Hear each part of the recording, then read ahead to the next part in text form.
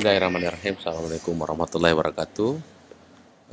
Adik-adik sekalian yang saya hormati, saudara-saudara sekalian, bahwa yang saya ingin bahas pada kesempatan ini adalah terkait dengan hakikat pengetahuan. Dalam filsafat itu, kita mengenal yang namanya ada teori yang digunakan untuk mengetahui hakikat pengetahuan. Ada yang disebut dengan pengetahuan realisme. Dia menganggap bahwa teori ini mempunyai pandangan realistis terhadap alam. Bahwa menganggap bahwa apa yang nampak, apa yang didengar, apa yang dilihat, apa yang dirasakan itu adalah merupakan suatu pengetahuan.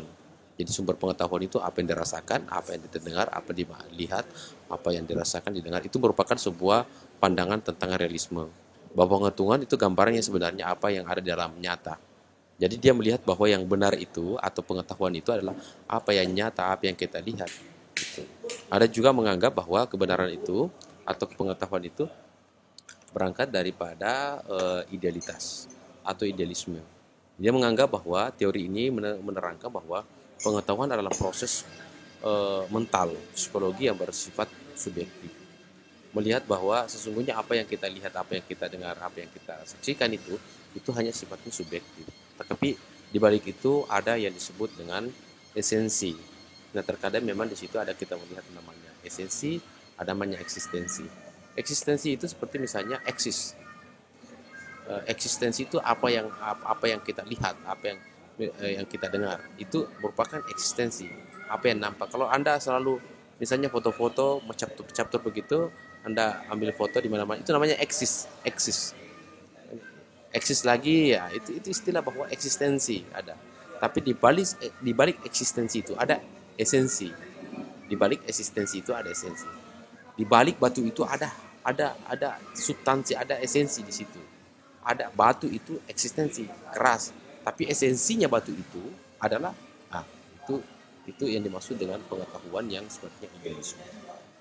Yang melihat bahwa batu itu keras, tapi sesungguhnya kalau kita buka, kita telusuri lagi sampai ke dalam, bisa saja buka itu batu itu agak lembek begitu, bisa kita temukan keras karena kita tidak mampu untuk menggenggamnya, kemudian dia lembek. Tapi kalau kita menggunakan besi ternyata lembek juga. Nah, menurut pandangan atau penglihatan orang yang mengalami dan mengetahuinya. Nah, jadi olehnya itu ada di sekalian bahwa sebenarnya realisme dan idealisme itu mempunyai kelemahan-kelemahan tertentu. Jadi artinya apa? Terkait dengan pengetahuan yang kita peroleh tadi dari secara realisme, itu tentu ada kelemahannya. Kalau melihat sesuatu pengetahuan tentang pendekatan idealisme juga memiliki kelemahan dan ada juga kelebihannya. Artinya keterpaduan dua-duanya itu merupakan suatu keterpaduan yang untuk menyempurnakan tentang pengetahuan kita. Apa yang kita lihat teman kita mungkin sifatnya jelek, tak kala begitu, wataknya jelek, tapi ingat mungkin saja dia berhati baik. Teman kita selalu menegur kita, itu eksistensinya, dia selalu menegur kita, dia ceria, boleh saja dia baik. Ada teman kita diam-diam, mungkin dia adalah kita lihat diam-diamnya bagus, tapi tidak tahu bagaimana suasana hatinya. Diamnya itu bisa saja dia menenggelamkan. Begitulah kemudian tentang pengetahuan, sehingga memang kita tidak boleh terpatok tentang pengetahuan itu hanya pada pendekatan satu sudut pandang saja. Kita harus melihat dari pendekatan realisme dan pendekatan idealisme. Selanjutnya adalah terkait dengan pengetahuan dan kebenaran. Yang sebelumnya saya sudah gambarkan tentang apa itu kebenaran. Ada kebenaran koherensi, ada kebenaran korespondensi, dan ada kebenaran tentang pragmatis. Kita lihat tentang pengetahuan dan kebenaran. Dalam ensiklopedia filosofi, pengetahuan didefinisikan sebagai kepercayaan yang benar. Jadi ingat bahwa ada sesuatu pengetahuan, ada sesuatu yang benar, tapi belum tentu itu adalah dapat dipercayai. Knowledge is justice through belief. Artinya kebenaran itu boleh saja kita anggap benar, tapi belum tentu bisa dipercayai. Begitu gambarannya. Kita melihat bahwa apa yang nampak di kasat mata kita adalah bahwa bumi itu sepertinya datar, tapi itu pengetahuan kita melihat seperti itu. Tapi boleh saja pengetahuan itu tidak datar. Boleh saja bumi itu tidak datar. Sesungguhnya bumi itu adalah opal atau bulat begitu. Itu semua hal-hal yang kita bisa jumpai dalam pengetahuan yang tidak boleh dipercayai dan atau ada pengetahuan yang bisa dipercayai. Contoh lain adalah ketika kita melihat misalnya aspal. Kalau misalnya kita dari jauh aspal, seperti kan kita lihat di aspal itu kan ada kayak air ya. Itu semua adalah fata morgana. Itu semua adalah fata morgana. Sesungguhnya bukan air. Itu merupakan sebuah pancaran cahaya yang kelihatan seperti air. Sebenarnya adalah dia bukan air gitu. Itu yang dimaksud dengan fata morgana. Menurut Sidi Ghazalba menggambarkan bahwa pengetahuan adalah apa yang diketahui atau hasil pekerjaan mengetahui. Mengetahui itu hasil kenal. Sadar, insaf, mengerti, benar-benar pandai. Jadi ada berapa indikator yang dikemukakan oleh filosof dalam hal ini adalah Sidi Ghazalba. Kalau yang dikatakan pengetahuan itu adalah sesuatu yang kemudian sadar. Jadi kita melihat sesuatu bahwa itu adalah hitam. Hitam bisa kita percaya kepada Anda hitam ketika Anda sadar. Ketika Anda gila mengatakan itu hitam, itu boleh saja kita meragukan. Insaf. Dia sadar insaf. Nah, itu boleh saja kita percaya kalau misalnya dia insaf. Mengerti. Anak kecil misalnya yang mengatakan bahwa itu jingga, sebenarnya dia bilang tidak jingga, mungkin merah. Sebenarnya anak kecil itu paling yang dikenal pertama itu hitam, putih, merah. Atau paling kenal itu merah, red. Bahkan dia bisa menggunakan bahasa Inggris it's red gitu. Tetapi apakah kemudian anak-anak kecil itu bisa mengerti tentang merah itu? Apakah anak itu bisa membedakan antara yang mana merah, yang mana kuning, yang mana orange, yang mana kuning dan lain sebagainya? Biasa saja dia tidak bisa bedakan. Kenapa? Karena standar mengertinya anak kecil itu memiliki sebuah standar tentang pengetahuan. Kemudian benar dan pandai. Dia harus pandai. Pandai artinya anak kecil kita lihat bahwa dia bisa mengatakan benar, pandai. Tetapi belum tentu seperti itu. Karena kalau misalnya kita lihat, sesungguhnya kalau kita misalnya katakanlah kuning. Kuning itu kan sebenarnya memang kuning kita lihat. Secara eksistensi. Eksistensinya tadi adalah kuning. Tapi substansinya kuning itu bukan kuning. Adalah perpaduan antara misalnya hijau dengan warna merah gitu, atau hijau dengan merah putih, lahirlah kuning gitu. Sekiranya kadarnya itu semua adalah hal-hal yang tentu dibutuhkan dalam pendekatan tentang keilmuan. Pengetahuan itu harus benar. Benar itu kalau dikatakan benar, pengetahuan itu adalah apa yang dikatakan itu sesuai dengan kenyataan. Ada 3 bisa dikatakan kebenaran menurut Aristoteles. Pengetahuan itu kalau menggunakan pendekatan koherensi, korespondensi, dan pragmatis. Pragmatis bahwa apa sesuatu itu kalau bermakna, bermanfaat itu benar. Kalau jelek berarti itu salah gitu. Kebenaran lain, korespondensi, pernyataan seseorang kita dengar, kita buktikan pernyataan sesuai dengan kenyataan, itu boleh. Koherensi, pernyataan seseorang, pernyataan kita, itu kemudian kita buktikan ternyata adalah benar, itu merupakan suatu kebenaran. Itu adalah standar-standar pengetahuan menurut Sidi Ghazalba. Kalau tidak benar, maka bukan pengetahuan, tetapi kekeliruan atau kontradiksi. Ya, istilahnya kalau sesuatu tidak benar berarti adalah kekeliruan. Ada sesuatu yang keliru. Gitu. Nah, saudara-saudara sekalian, adik-adik sekalian, yang saya lanjutkan bahwa pengetahuan atau knowledge itu merupakan terminologi generik yang mencakup keseluruhan dan yang diketahui manusia. Segala sesuatu yang diketahui manusia, ya itulah pengetahuan. Anda tahu saya adalah patawari, ya tentu itu adalah pengetahuan. Anda saya tahu adalah saya laki-laki, itulah pengetahuan Anda.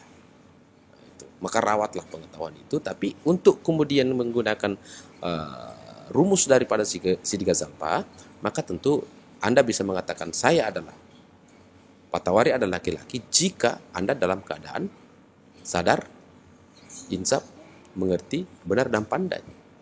Ya, boleh saja Anda melihat saya di tempat lain dikala Anda tidak insaf atau Anda tidak sadar mengatakan itu patawari, padahal bukan.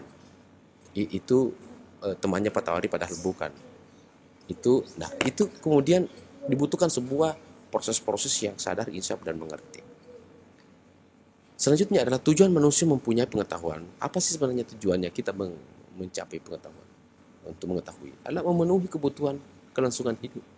Kita perlu tahu bahwa apa yang kita makan ini, apa gizinya ini, apa kadarnya untuk kemudian bisa melanjutkan kehidupan kita.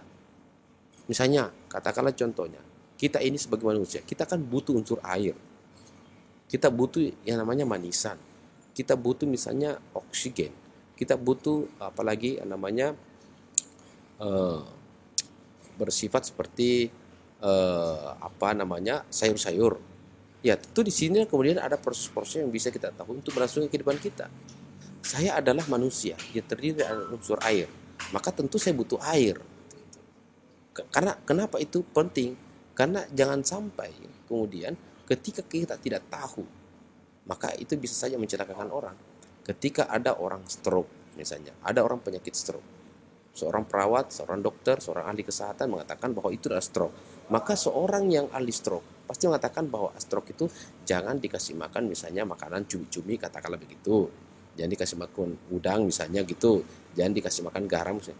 Karena ketidaktahuannya, maka ketika menemukan pasien stroke, maka dia kasih garam banyak, tambah stroke lagi dia. Pengetahuan itu penting untuk melanjutkan kelangsungan hidup manusia. Yang kedua adalah mengembangkan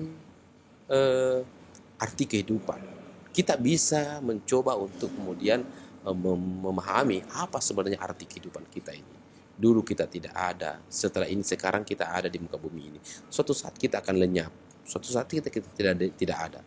Untuk apa kita mengetahui? Nah, ternyata dalam proses itu kita bisa jawab dengan ilmu agama. Misalnya dalam Islam mendalilkan wa ma khalaqtul jinna wal insa illa liya'budun. Tidak kuciptakan jin dan manusia kecuali hanya untuk beribadah kepadaku. Tuhan mengatakan demikian, kita harus beribadah. Nah, pengetahuan kita harus berdasarkan pada sebuah pengetahuan bahwa kita ini adalah hamba, tentu harus beribadah. Karena kalau kita tidak beribadah, tentu kita tidak memiliki sebuah amal banyak. Kalau kita tidak memiliki amal banyak, dosa lebih banyak daripada amal, mungkin adalah kita percaya bahwa Tuhan menjanjikan adanya surga dan neraka. Itu adalah dibutuhkan sebuah pengetahuan. Karena kehidupan kita ini adalah tidak selama-lamanya hidup. Semua makhluk yang hidup pasti akan merasakan mati. Olehnya itu kita harus mempersiapkan diri untuk itu. Nah, kemudian adalah mempertahankan hidup dan kemanusiaan itu sendiri. Seperti saya katakan tadi di awal, memenuhi kebutuhan. Ya, mempertahankan hidup dan kemanusiaan itu sendiri. Artinya, kalau kita tahu bahwa kita zon politikon kita, manusia tidak bisa hidup tanpa pertolongan dan bantuan orang lain, maka dengan demikian itu, kita harus sadar, kita harus paham bahwa ternyata dalam kehidupan kita ini juga adalah kita membutuhkan orang lain untuk membantu kita. Itu kita tahu. Nah, kalau kita tahu seperti itu, maka kita tidak boleh sesungguhnya mencelakakan orang lain. Tidak ada jalan untuk mencelakakan orang lain, karena kalau orang lain kita celakakan, sama saja dengan mencelakakan diri sendiri. Mencapai tujuan hidup. Apa sih sebenarnya tujuan hidup kita? Tujuan hidup kita, katakanlah kalau Anda kuliah, misalnya tujuan Anda menjadi perawat, atau tujuan Anda kemudian untuk menjadi ahli kesehatan, tentu harus Anda tahu caranya gimana. Ya harus melalui proses belajar di ilmu kesehatan. Misalnya kalau seperti saya di rumpun ilmu saya hukum, mahasiswa saya misalnya ada beberapa mahasiswa saya dia butuh jadi pengacara, ya syaratnya jadi pengacara adalah masuk di fakultas hukum. Anda tidak bisa menjadi pengacara kalau masuk di fakultas kesehatan gitu loh.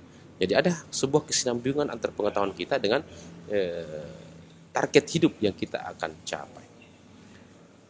Saudara-saudara sekalian, bahwa binatang pun sebenarnya mempunyai kepengetahuan. Tetapi hanya sekedar atau terbatas untuk melangsungkan hidup yang ia jalani. Kalau misalnya kita katakan bahwa apakah sapi itu, binatang itu memiliki pengetahuan? Dia punya pengetahuan. Ada juga pengetahuan. Dia tahu bahwa api itu panas, makanya dia menghindar kan? Makanya menghindar. Dia tahu bahwa api itu adalah menyala dan panas, makanya dia menghindar kan? Misalnya ada kebakaran. Tapi pengetahuan tentang binatang itu, tentang api, itu hanya sekedar pengetahuan untuk melangsungkan hidupnya. Misalnya contohnya, ketika ada api menyala, ada rumah kemudian terbakar, ada binatang di situ, katakanlah sapi atau kerbau di dalam rumah tersebut. Dia pasti lari untuk kemudian survival, untuk meninggalkan api panas tersebut. Saya pertanyaannya, ada nggak kerbau atau sapi yang pergi ke sumur, pergi timba air, lalu kemudian pergi siram itu rumah? Enggak kan? Artinya dia hanya tahu tapi untuk survival.